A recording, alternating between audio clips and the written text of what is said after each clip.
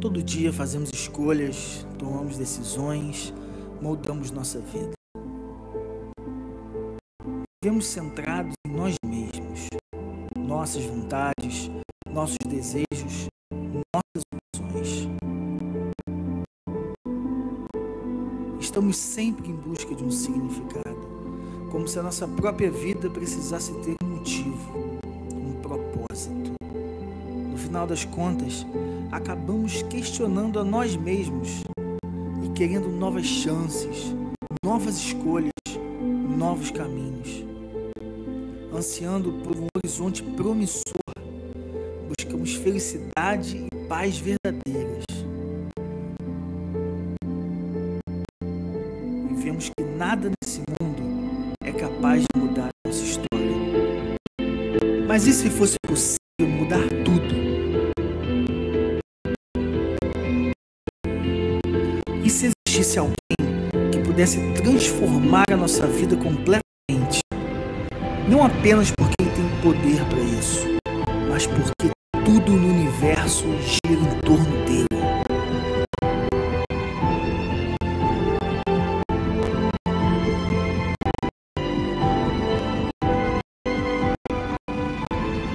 Aquele que nos criou pode fazer quando pararmos de pensar que tudo na vida é sobre nós e entendermos que, na verdade, é tudo sobre Jesus.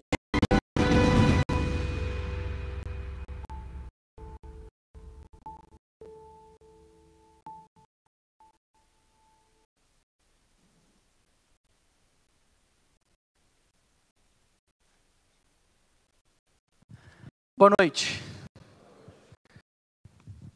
Essa é a nossa série que nós estamos semanalmente estudando aqui na Rede, tentando entender juntos como igreja sobre essas verdades que transformam e que nos ajudam a compreender sobre essa vida onde tudo é sobre Jesus. Nós estamos estudando juntos há 10 semanas uma carta muito especial do Novo Testamento, a carta de Paulo aos Filipenses. E olhando para a preciosa carta e buscando compreender a vontade de Deus para as nossas vidas.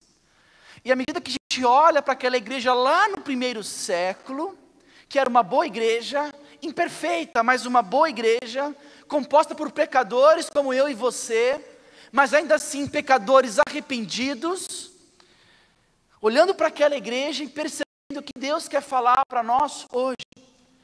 Porque a Bíblia, a palavra de Deus, ela é inspirada por Deus, ela é útil para nos ensinar, para nos corrigir, para nos apontar a verdade, para nos transformar.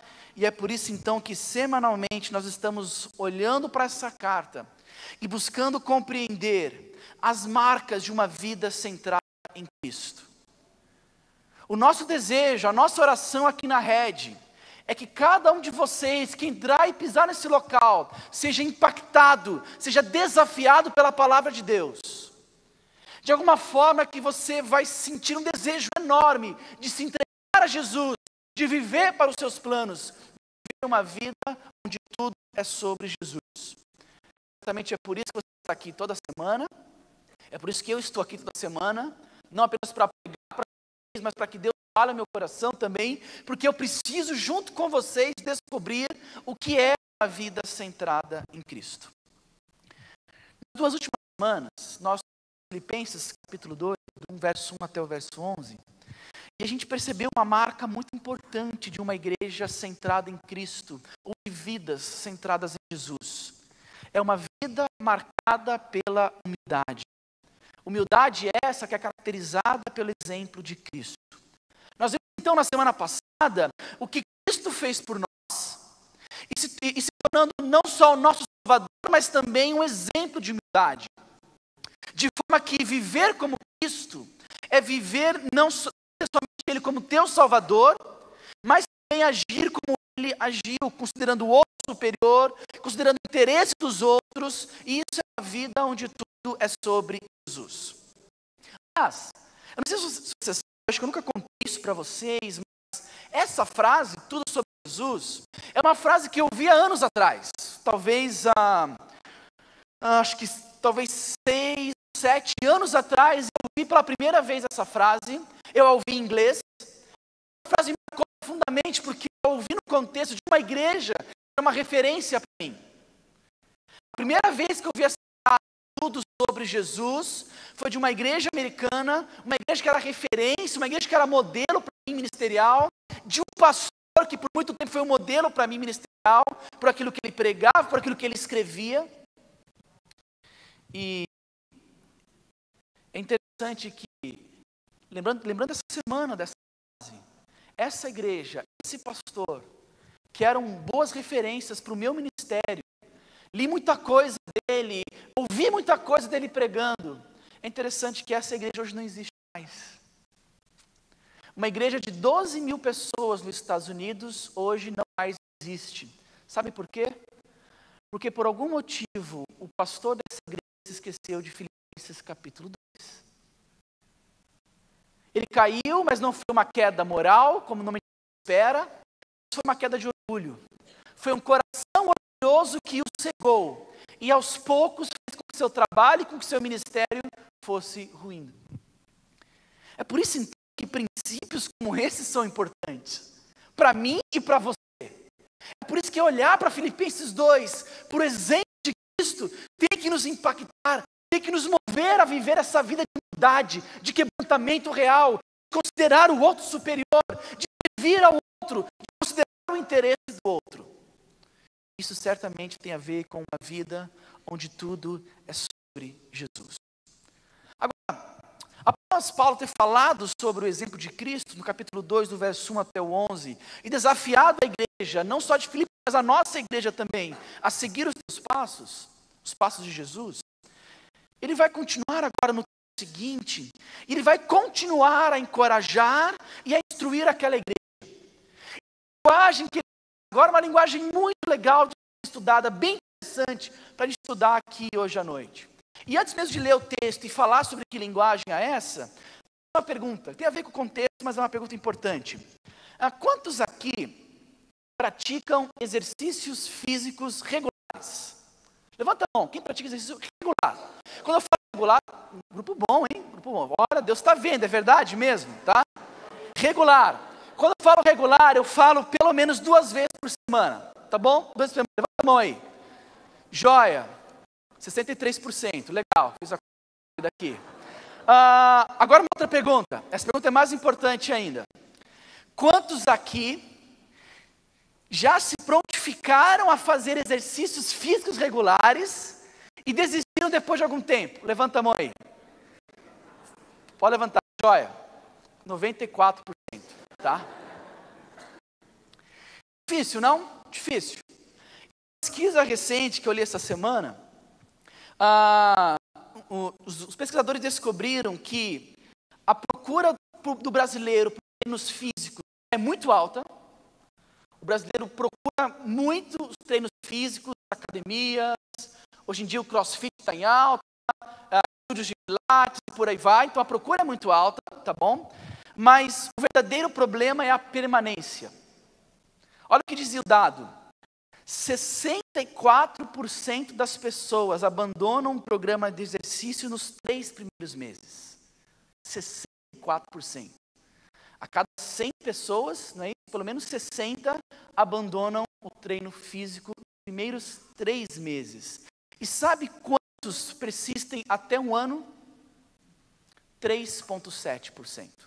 A cada 100, somente 3, se eu arredondar para 4, somente 4 pessoas vão continuar tendo físico depois de 1 ano. O resultado da pesquisa foi o seguinte: o ponteiro da balança incomoda, mas não suficiente. Esse foi o resultado dos pesquisadores. Incomoda, pero no mucho, né? E eles viram as razões por essa desistência. Talvez você possa até imaginar quais são as razões. A primeira delas é a demora em alcançar os resultados visíveis. É aquela procura pelo imediatismo, né? Eu quero na academia 1 semana e já está com um tanquinho na semana seguinte, né? Eu emagrecendo 10, 12, 15 quilos e por aí vai. Então, o demorar por alcançar os resultados fazia o pessoal desistir. E o segundo ponto era o desconforto e a angústia sentidos durante as sessões de exercício. Difícil, não? Você fazer o exercício, aquele desconforto desconforto. Tempos atrás, fui correr na praia, por exemplo, né? E eu corri por longos 50 segundos, eu acho, né? Começa a doer aqui, lá, tudo começa a doer, e não está acostumado, aquele desconforto, aquela dor faz logo você parar, porque é difícil e é pesado. Agora, tem muito a ver com o que nós vamos falar hoje à noite. Porque esse novo ensinamento de Paulo para a igreja, na verdade, é uma continuação do ensinamento à luz do exemplo de Cristo, tem a ver sobre a importância de nós trabalharmos, de nós nos exercitarmos, mas não os nossos corpos, mas a vida cristã. O que Paulo vai propor para esse verso aqui, nos versos de Filipenses, capítulo 2, do verso 12 até o verso 18, ele vai incentivar, ele vai exortar, ele vai encorajar aquela igreja a se exercitar. Embora que não fisicamente, isso seja importante, claro, mas se exercitar espiritualmente. Exercitar a vida cristã, a fé cristã.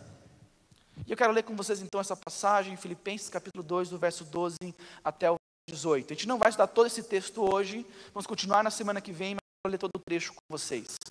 Diz assim: assim, meus amados, como sempre vocês obedeceram, não apenas na minha ausência, porém muito mais agora na minha presença, porém muito mais agora na minha ausência, ponham em ação a salvação de vocês com temor e tremor, pois é Deus quem efetua em vocês tanto o querer quanto o realizar, de acordo com a boa vontade dEle.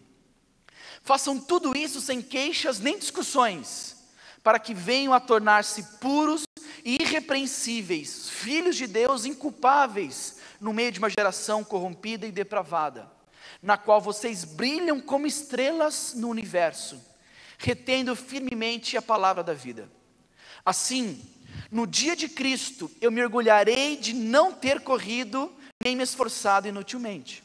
Contudo, mesmo que eu esteja sendo derramado como oferta de bebida sobre o serviço que provém da fé que vocês têm, o sacrifício que oferecem a Deus, estou alegre e me regozijo com todos vocês. Estejam vocês também alegres e regozijem-se comigo. Logo no início aqui do verso 12, Paulo nos desafiar a colocar, a pôr em ação a nossa salvação. Algumas versões bíblicas trazem a ideia de desenvolver a vossa salvação. É essa a linguagem bíblica utilizada por algumas versões. E Paulo se refere então aqui a um exercitar a fé cristã.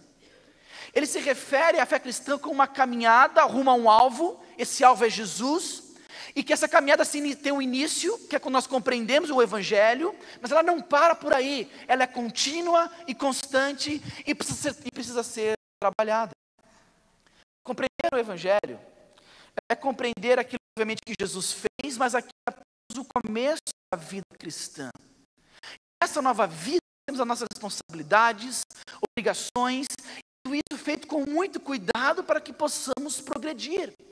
É isso que Paulo se refere aqui por pôr em ação a sua salvação, ou desenvolver a sua salvação. Deixa eu mostrar um gráfico que eu tentei desenhar hoje à tarde, para que você consiga talvez entender melhor. Eu estou sem a pontinha aqui para mostrar, mas esse primeiro ciclo aqui em cima, tá, tem a cruz no meio, tá? Ali é a vida sem Cristo, tá bom? É onde todos nós nos encontrávamos, sem Jesus, é a parte de lá, tá bom, do gráfico, vida sem Cristo. E aqui nós temos, em primeiro lugar, o primeiro ponto, que é a compreensão do Evangelho, é o arrependimento e fé.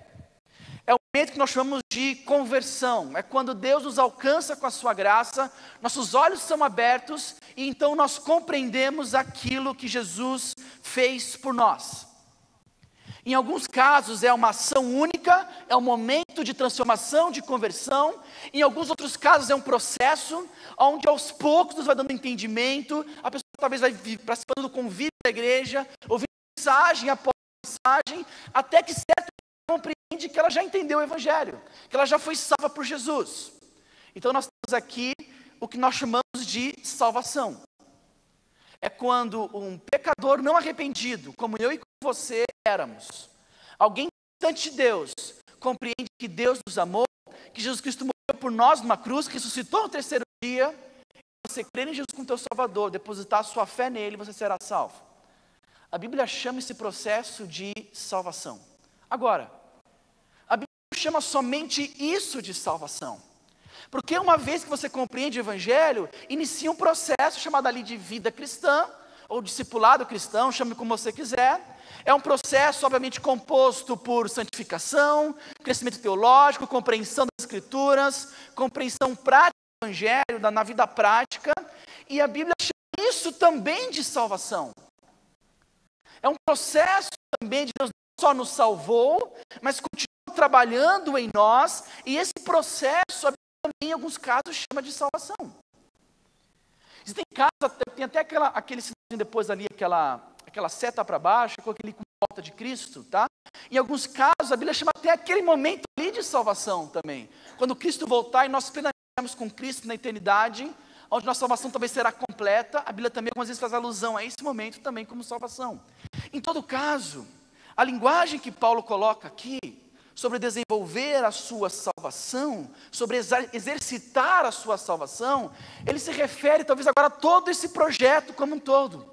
Não a esse momento único de compreensão, mas a todo o processo que envolve a vida cristã.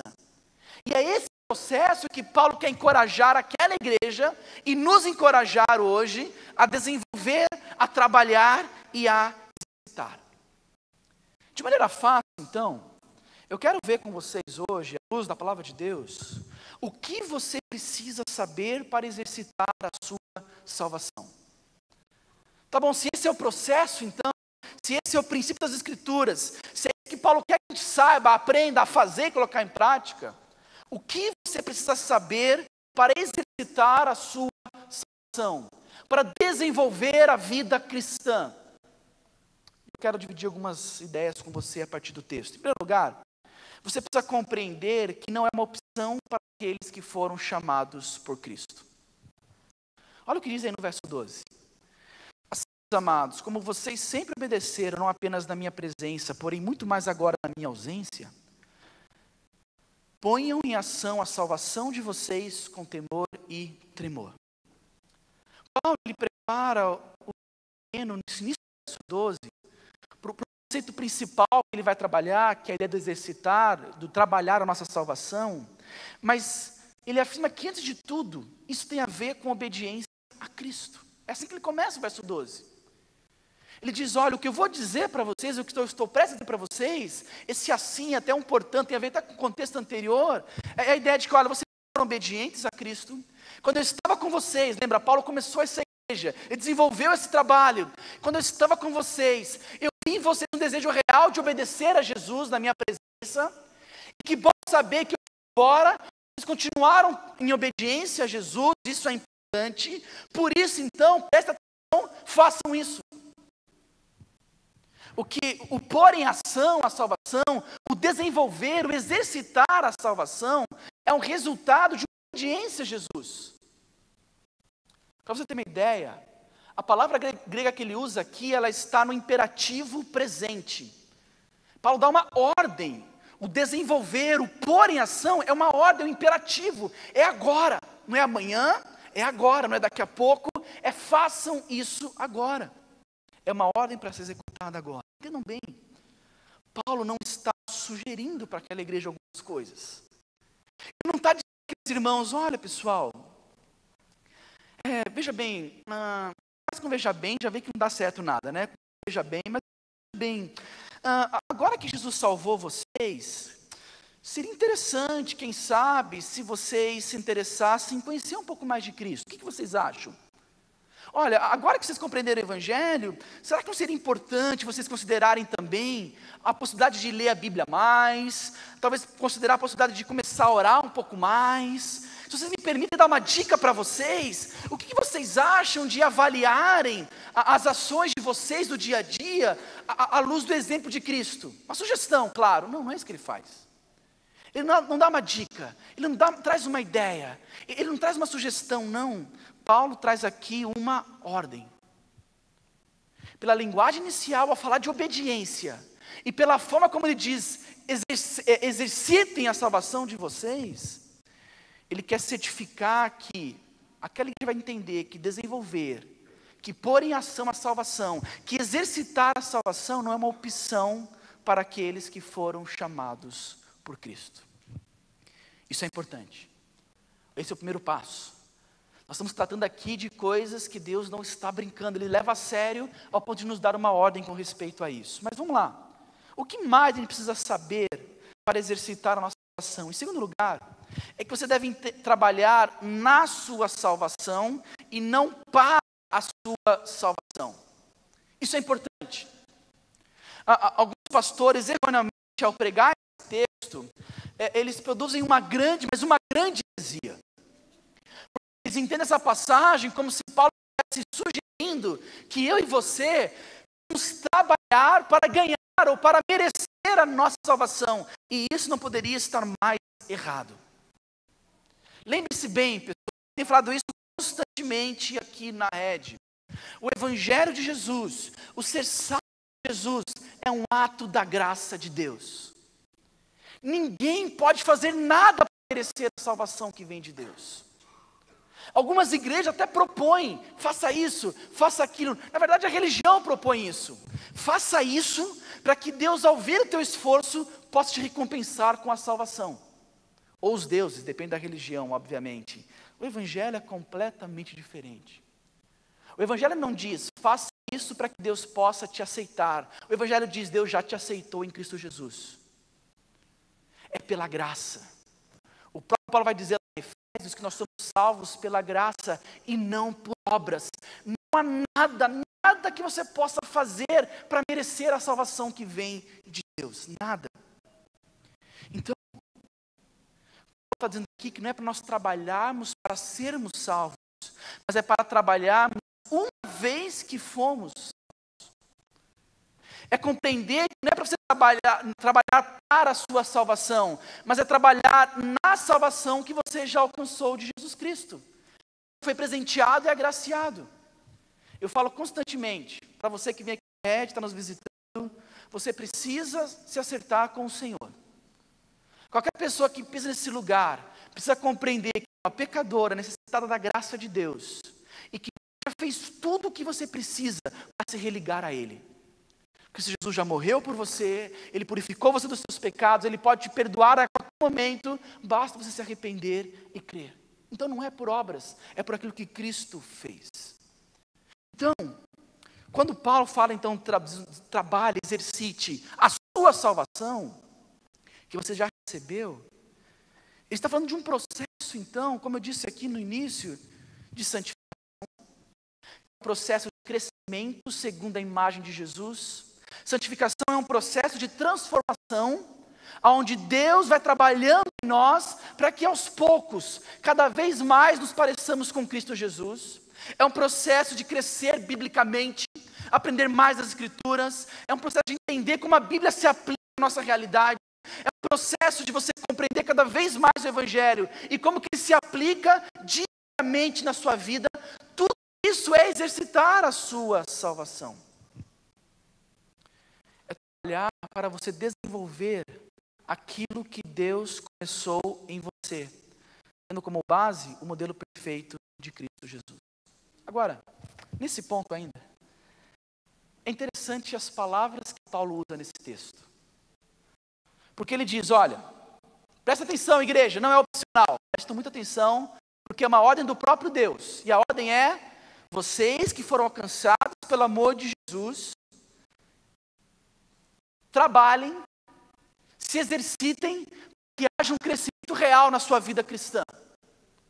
Mas ele diz duas palavrinhas interessantes, ele diz, com temor e tremor. Por que Paulo diz isso? Ele poderia parar ali nessa ordem, em ação a salvação, desenvolvam, se exercitem, façam crescer, mas por que o temor e tremor? Por que essas duas palavrinhas complicadas? E eu creio, pessoal, que essas palavras estão aqui para acabar com o nosso orgulho. Sabe por quê?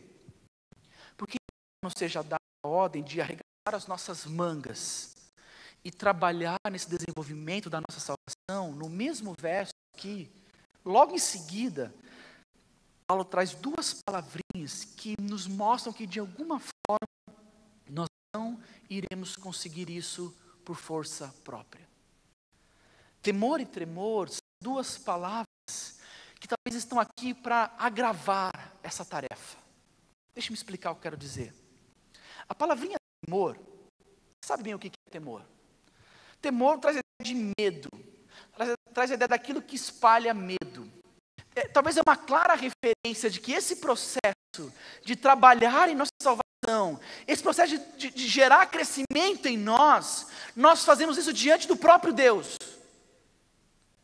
Deus que é santo, que é justo, que é perfeito, é diante dele que nós estamos vivendo.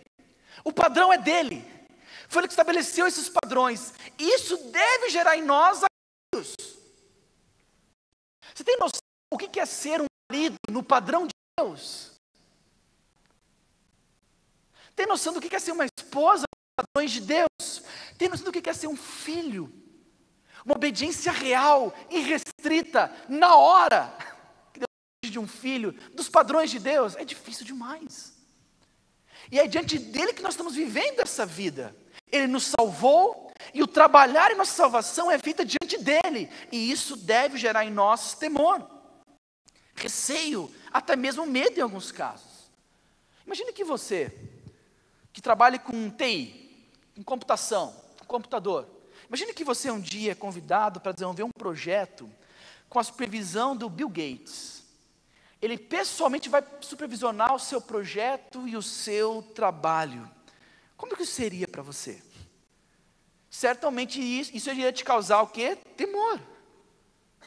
E talvez é a proposta de Paulo, entendam bem, mesmo eu sabendo, Tiago, que eu fui aceito por Deus, por meio de Jesus, mesmo sabendo que Ele me justificou, não porque eu fiz, mas por causa daquilo que Cristo fez, mesmo eu sabendo que eu sou aceito e amado por Deus, eu sei de tudo isso, mas a tarefa de agora, caminhar nos padrões de Deus é uma tarefa difícil. Então o temor aqui, talvez Paulo está remetendo no sentido de que essa é uma tarefa realizada diante do Rei dos Reis, do Senhor dos Senhores, como ele terminou o capítulo 2, o versículo 1 do capítulo 2. Agora, não é só temor, ele fala também tremor. Tremor aqui é a ideia de algo que treme, obviamente, é o estremecer. O dicionário grego é bem interessante, diz o seguinte, olha, é alguém que desconfia completamente das suas habilidades de satisfazer todas as solicitações. Fantástico, olha que louco. Alguém que desconfia completamente das suas habilidades de satisfazer todas as solicitações, todas as demandas. Em outras palavras, esse processo de trabalhar para o crescimento, de desenvolver essa sensação, é um processo que nós temos essa sensação de que somos incapazes. A ideia do tremor é nos mostrar que nós não temos qualificação necessária ou condição necessária de realizar tal tarefa. Quer ver um exemplo? Você já ouviu uma pregação, algum desafio, que embora isso falou demais ao teu coração, você ficou animado com aquilo, poxa, o que o Tiago falou é isso mesmo, pô, parece que foi para mim, eu preciso mudar isso mesmo, ao mesmo tempo, você se sentiu incapaz de realizar aquilo? Não é assim que funciona muitas vezes? Você sabe o que você tem que fazer, você sabe qual que é o padrão de Deus para você, enquanto um adolescente, mas a luta, os desafios são enormes, e você olha para esses desafios e fala, cara, será que eu vou conseguir isso? Eu sei o que Deus espera de mim lá na escola, mas será que eu vou conseguir alcançar esse padrão? Eu sei o que Deus espera de mim enquanto um marido, enquanto um pai, enquanto um funcionário, enquanto uma esposa, mas a sensação que eu tenho é que eu estou aquém dessa demanda exigida, e é justamente essa ideia do tremor. Porque embora você sinta que você precisa arregaçar as mangas e trabalhar nesse processo de conhecer a Cristo, de se parecer mais com Ele, você desconfia completamente das suas habilidades de satisfazer essa demanda. Isso é tremor. Você já brigou na rua? Eu já briguei na rua. Essa história é longa, já contei aqui a versão completa dessa história. Um dia eu conto para vocês. Hoje eu vou contar a versão reduzida dessa briga que eu tive na rua quando eu tinha, acho que, 12 para 13 anos, né? Eu e alguns amigos brincando na rua, entramos numa briga com outros moleques da rua, né? A gente entrou numa briga, e eu nunca tinha até então brigado na rua, a não ser com meus amigos. Aquela era a primeira briga, assim, para valer. E eu lembro que naquela briga, um amigo meu saiu correndo, a maioria dos moleques saíram correndo atrás dele, mas ficou um, era o maior de todos, e esse garoto veio na minha direção para me encarar, e o que eu lembro muito bem até hoje é que minhas pernas tremiam. Tremiam. Interessante que eu sabia o que fazer. Como todo bom adolescente, né, final da idade junior, entrando na adolescência, 12 para 13 anos, eu lembro que eu era um fã de Karate Kid. Lembra Karate Kid? Eu era apaixonado por Karate Kid, de verdade. Eu lembro que nos filmes eu ficava voltando para a parte final do filme e reproduzindo os golpes. Tanto aquele assim, né, quanto do 2 que ele joga o cara por cima. Eu lembro até hoje. Eu lembro que minha avó ficava assim, admirada, querendo usar a TV, obviamente, também, mas brava, porque eu ficava voltando o vídeo para ver aquele final e treinar aqueles movimentos. Eu sabia o que fazer, mas ainda assim minhas pernas tremiam. Porque embora eu soubesse o que eu tinha que fazer, eu ia brigar, não tinha jeito ali, eu me sentia incapaz daquela tarefa. Eu lembro que eu via rock, né? Então, talvez eu sabia improvisar alguns movimentos, mas ainda assim minhas pernas batiam uma na outra. Porque eu tinha aquela sensação de que embora eu soubesse o que eu tinha que fazer, eu me via incapaz de tal tarefa. Tá? Ainda assim decidi lutar, brigar com o garoto, né? Eu costumo dizer que, embora o garoto fosse muito maior do que eu bati muito nele aquele dia, né? Mas eu usei uma estratégia diferente, né? Eu foquei numa parte do corpo dele para machucar, que foram os punhos dele, entendeu? E eu usei a minha cara para isso, entendeu? Foi uma estratégia de luta diferente. Ele vinha com a mão, eu ia com a cara várias vezes. A mão dele deve ter ficado inchada. Arrebentei com a mão dele aquele dia, né? E usei a minha cara. Foi a estratégia do Rock. Rock apanha, né? E bate no final. Eu fiz igualzinho, só não bati no final. A parte que faltou, eu só apanhei, né? Mas isso é tremor. As pernas tremiam, o coração gelava. Por quê? Porque embora eu soubesse o que eu tinha que fazer, eu achava até que sabia, né? Eu estava totalmente incapaz de realizar aquela tarefa. É isso que está falando aqui para a gente. Que, embora Ele está nos ordenando a realizar algo, na mesma frase, Ele já começa a nos dar indícios de que nós não temos condições de fazer esse algo. Loucura, não? Por que Deus daria uma ordem onde nós não somos capazes de realizar plenamente? Por que Deus nos manda imitar a Cristo e ser como Cristo, sendo que em você mesmo, em mim mesmo, nós não temos condições de realizar a tarefa? E a resposta, então, está no verso seguinte. A resposta está no verso seguinte. E nós temos também a terceira coisa que você precisa saber para exercitar a sua salvação. Porque essa não é uma tarefa solitária, mas o próprio Deus está contigo. Olha o que diz o verso 13. Pois é Deus quem efetua em vocês tanto o querer quanto o realizar, de acordo com a boa vontade dEle. Interessante que o que Paulo está propondo para a gente é que o próprio Deus é também o agente da nossa santificação. O próprio Deus só não nos manda treinar, como Ele não só é o próprio treinador, como aquele que vai nos capacitar a realizar essa tarefa. Alguns acham que não, então Deus me salvou do papel dele, agora para crescer depende de mim. Santificação então é por minha conta. Não. Sim, claro que tem a sua parte, óbvio. É por isso que Deus manda você correr atrás disso. Mas Ele prometeu que Ele vai trabalhar em você. Ele vai trabalhar em mim. Desenvolver a salvação, então, é um processo onde tanto você quanto o próprio Deus trabalham no seu crescimento. processo desassociado da vontade de Deus. Entendam bem, pessoal. Até para obedecer a Deus, nós precisamos de Deus. Até para se parecer com Jesus, nós precisamos de Jesus. A gente não pode desassociar santificação como também uma ação, um processo de Deus em nossas vidas. Não é por suas forças, nunca foi. É também a dependência, da nossa dependência em Deus. É interessante que nesse verso 12, quando Paulo dá a ordem, ponham em ação a salvação de vocês, desenvolvam, exercitem. Eu disse que é um imperativo, não é verdade? Sim. Mas é interessante que é um imperativo que está na voz média. Essa voz nem tem, acho que no português. A gente tem a voz passiva e a voz ativa. Quem sofre e quem causa ação, Aqui é uma voz média. Sabe o que quer dizer a voz média no grego? É onde você participa ativamente de uma ação que outra pessoa inicia.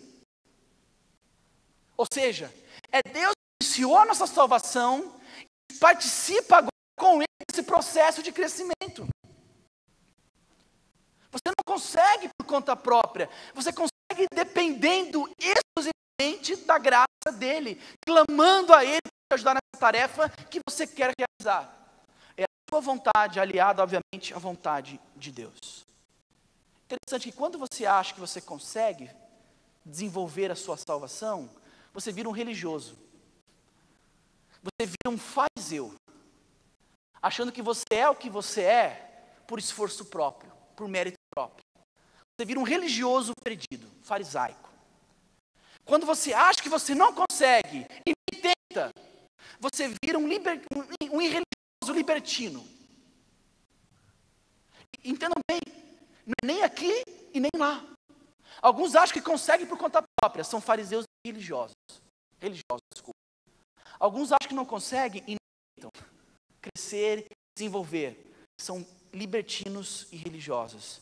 Mas quando você entende que o Deus que te salvou é o mesmo Deus que transformou o seu coração de pedra e te deu um novo coração capaz de obedecê-lo e que caminha contigo dia após dia, te fortalecendo e trabalhando junto com a sua vontade, você está livre então para trilhar o caminho do meio, que é o caminho do Evangelho. Em outras palavras, Paulo fala para os filipenses buscarem a santificação como se dependesse exclusivamente deles, sabendo que não depende exclusivamente deles. Esse é o processo de Deus trabalhar em nós. Embora Ele nos mande a gente ir atrás e nos exercitar, Ele trabalha em nós para que isso possa acontecer. Não é desassociado da ação dEle. Então nós vimos aqui, depois de 36 minutos, sobre aquilo que você precisa saber para exercitar a sua salvação. Nós vimos aqui que não é uma opção, é uma ordem dada por Deus. Vimos aqui que não é para você trabalhar, é para você trabalhar na sua salvação e não para a salvação, tá bom? A salvação é pela graça. E nós vimos também que nós estamos sozinhos nessa tarefa. Deus caminha conosco, o próprio Deus trilha esse caminho conosco. A pergunta é: quais são as evidências de que estamos nos exercitando? Acho que esse é um bom ponto prático. Legal, Tiago. Agora, quais são boas evidências? Que vão talvez provar para mim, para os que estão ao redor, de que eu quero ser trabalhado por Deus e que Deus está trabalhando em mim. Quais são essas marcas de alguém que está se exercitando, que está em forma? Fisicamente é fácil, É fácil ver quem está em forma. Os caras, começam a vir com uma roupinha um pouquinho mais coladinha para mostrar aqui, não é assim? Funciona, não é? Dá para você bate o olho, tá vendo? Tá vendo como eu estou aqui? Não estou em forma, tá? Mas tem quem está, você sabe, é fácil ver fisicamente. Agora, espiritualmente, quais são os elementos? Como é que a gente pode perceber que você está trabalhando e que Deus está trabalhando em você? Começa a falar isso a partir do verso 14 e rapidamente vou ver só uma marca. As outras na semana que vem. Mas a primeira evidência de que Deus está trabalhando em você, de que você está progredindo em sua salvação, de que você está crescendo. Aqui no verso 14, olha que louco. Façam tudo sem queixas nem discussões.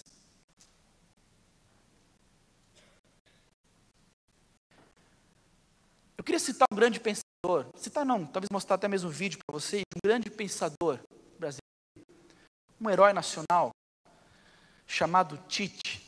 Conhece o Tite? Técnico da seleção brasileira.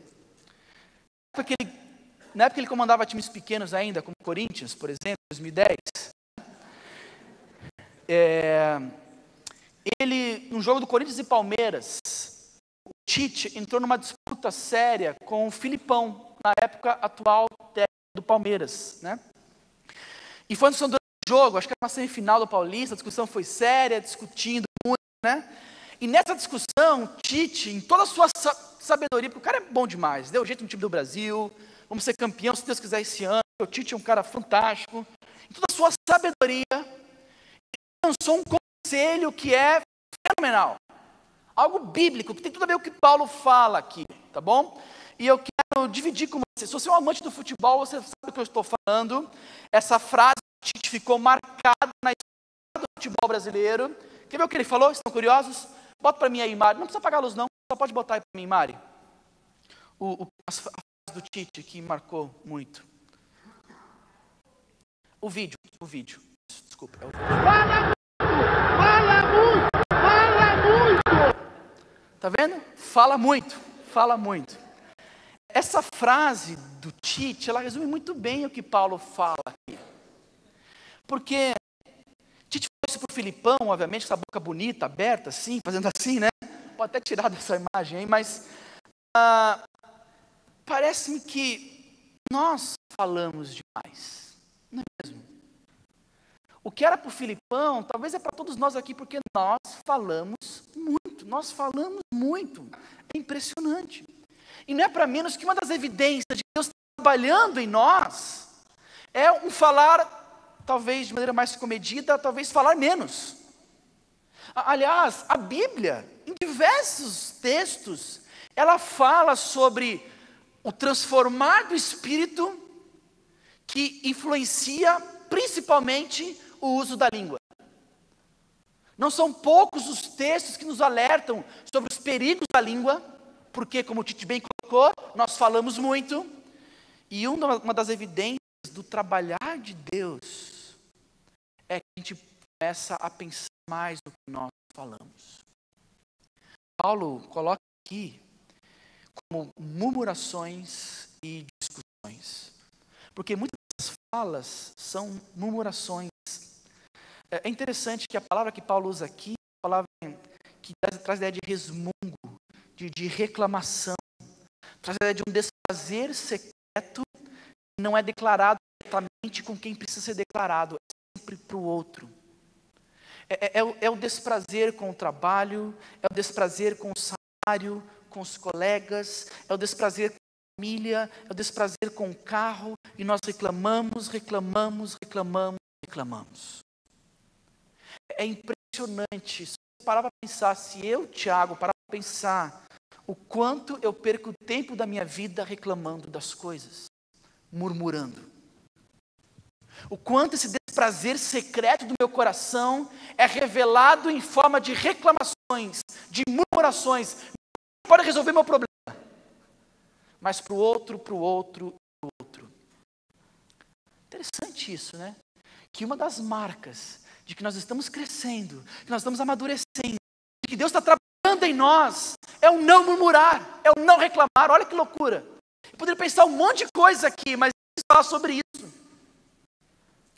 É interessante que parece-me que a murmuração, terminando já, ela tem uma raiz profunda, e que a gente pode talvez diretamente ligar ao texto anterior. Porque a reclamação, a murmuração, ela coloca você no centro, de novo. É você no centro da sua vida, por isso você reclama, porque você é a vítima em todas as situações, por isso você reclama, porque você não está satisfeito, porque as coisas não acontecem como você quer, e por isso a gente reclama. Quando nós estamos no centro, uma das evidências é o reclamar. Quando Deus está no centro, quando Cristo está no centro, uma das evidências vai ser agradecer. Deixa eu colocar aqui uma situação do Jonathan Donaldson, nome do cara, não coloquei o nome dele aqui, mas a frase é dele. É um artigo bem legal, você pode procurar na internet, procura lá Jesus e o Murmurador, Reforma 21, Reforma 21, bem interessante. Olha o que ele diz. O murmurador reclama dos outros. Essa pessoa é rápida em encontrar defeitos nos outros e lenta em encontrar falhas nela mesma. Sempre tem alguém dando nos nervos dela, machucando os sentimentos dela, apontando as expectativas dela. Como sabemos, o murmúrio é a fofoca que se queixa e lamenta de uns com os outros. Por que escolhemos fofocar por meio da reclamação? Esse tipo de fofoca existe porque nos vemos como pobres vítimas. Nós acreditamos na mentira de que precisamos ser trabalhados de certa forma. Nós distorcemos a nossa identidade em Cristo, substituindo-a por uma identidade de vítima. Nós nos vemos como alvo do pecado dos outros, não como pecadores que devem suportar a ira de Deus. Nos distanciando de Cristo, nós escolhemos a fofoca ao invés da graça, reclamação ao invés de tolerância.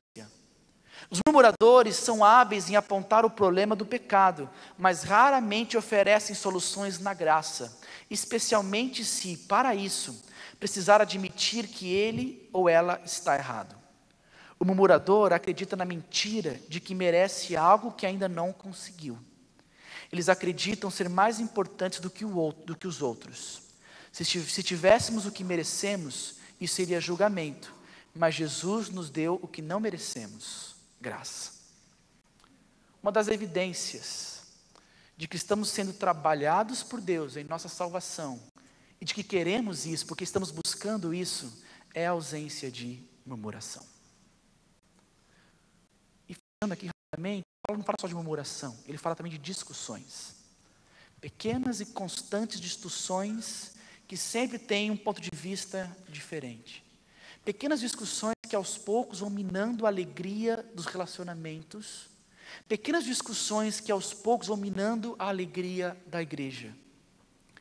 Aquela pessoa acha que a igreja local talvez é para satisfazer as suas vontades, os seus caprichos, e como uma espécie de consumidor insatisfeito. Essa pessoa faz com que tudo seja motivo de insatisfação e reclamação.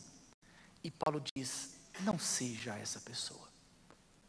E Paulo diz, se Deus trabalhar no teu coração, você vai reclamar menos, você vai discutir menos.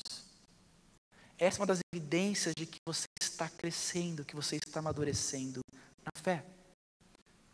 Paulo aqui, inspirado pelo Espírito Santo, tratando desses pontos, muitos outros depois vai ver nas próximas semanas, certamente porque aquela igreja precisava ouvir isso. Nós vamos ver mais na frente, no final de Filipenses, que parece que tinha alguns pequenos ruídos, alguns pequenos problemas, talvez até problemas sérios de relacionamentos naquela igreja. A gente vai ver isso lá na frente. Certo? O relatório que chegou para Paulo é que a igreja estava começando a tomar um rumo de reclamações e discussões, e isso estava minando a alegria no meio da igreja, obviamente. Então, ele coloca que ele ensina isso na igreja e certamente isso reverbera para nós hoje. A ausência de reclamação e de discussão em nossas vidas é uma boa evidência de que Deus está trabalhando em nós. O que você acha de eu e você nessa semana orarmos ao Senhor e não reclamar de nada? O que você acha? O que você acha de nós essa semana agradecemos a Deus ao invés de murmurar? O que você acha de nós como igreja essa semana? Fazer uma semana de gratidão e não de reclamação. O que você acha da gente aqui intencionalmente, trabalharmos, nos esforçarmos com a ajuda do Senhor, orarmos a Ele e pedir, Senhor, ajude-me essa semana a exercitar a minha fé cristã, a exercitar a minha salvação, porque essa é a ordem do Senhor, porque eu preciso de Ti para executar essa tarefa, mas me ajude essa semana a não reclamar, me ajude essa semana a não discutir por coisas banais, com a minha esposa, com os meus pais, com os meus filhos, com os meus colegas, com a minha igreja. Me ajude a olhar a vida com os teus olhos e não com os meus olhos. Talvez um bom desafio para encerrar essa mensagem é você orar para que nesse processo Deus trabalhar em você, porque você quer ser trabalhado por Ele, faça de você alguém que não reclama, de alguém que não discute por coisas bobas e pequenas. Isso é a glória de Deus. E com isso a nossa igreja vai crescer. Com isso você vai crescer. Com isso certamente a sua família vai crescer em graça diante de Deus. Abaixa a sua cabeça e feche os olhos. Quero desafiar você a orar ao Senhor e pedir para que Deus nesse instante fale ao teu coração aquilo que Ele deseja falar com respeito a essa mensagem. Peça para que Deus possa nesse momento retornar à sua mente, ao seu coração, as verdades que Ele gostaria de que você, nessa noite, fosse trabalhado pelo Senhor. Talvez você é alguém que ainda não compreendeu o Evangelho de Jesus, ainda não foi transformado por Jesus, ainda não vive para Jesus. Eu quero te encorajar nesse instante a fazer uma oração ao Senhor, uma oração onde você vai se humilhar, vai pedir perdão pelos seus pecados, pelas suas falhas, por viver desconectado de Deus, e ao mesmo tempo vai agradecer a Deus por aquilo que Ele fez por você em Cristo Jesus. Confesse a Cristo como teu Salvador. Antes de trabalhar a sua salvação, você precisa orar para que Deus salve você, e Ele pode fazer isso essa noite. Ore ao Senhor, se arrependa dos seus pecados e creia em Cristo como teu Salvador. De alguma forma, Deus quer falar contigo essa noite, porque você, embora salvo, é alguém que está estagnado. É alguém que parou de crescer, parou de buscar ao Senhor, parou de ler as Escrituras, parou de orar. Talvez essa noite Deus quer falar ao teu coração, porque você se esqueceu dessa ordem. E assim como Ele quis lembrar aquela igreja dessas verdades, Ele quer lembrar você dessas verdades nesse instante. Ore, peça para que Deus te ajude a viver uma vida que busca o crescimento, que busca esse crescimento real, que busca se aprofundar nas Escrituras, que busca viver para o Senhor, que busca servir ao Senhor com alegria. Ore por isso. Ore para que teu coração possa arder novamente pelo Senhor, pelas coisas do Senhor, pelo reino de Deus. E para que essa evidência de que Deus está trabalhando em você seja uma vida de ausência, marcada pela ausência da murmuração, da reclamação. Senhor, nos ajude nessa área. Ore para que essa semana você possa agradecer muito mais do que você reclama.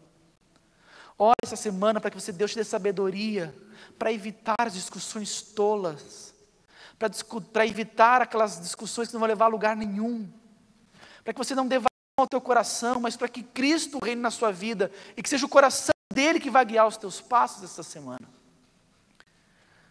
Senhor, por favor, ouça a nossa oração. Nós oramos, clamando porque nós precisamos de Ti. Como vimos aqui, é uma tarefa que nós temos a sensação de que nós não somos capazes. Mas obrigado, Deus, porque é o Senhor em nós, é o Senhor trabalhando em nós, nos dá esse sentimento, Deus, se faça presente, abre os nossos olhos para perceber a Tua presença. Que possamos encontrar essas marcas em nossas vidas ao longo dessa semana. Essa é a minha oração por mim e pela minha igreja, Deus. Igreja essa, Deus, que deu a alegria de poder caminhar juntos. Essa é a minha oração, Jesus, que nós oramos. Amém.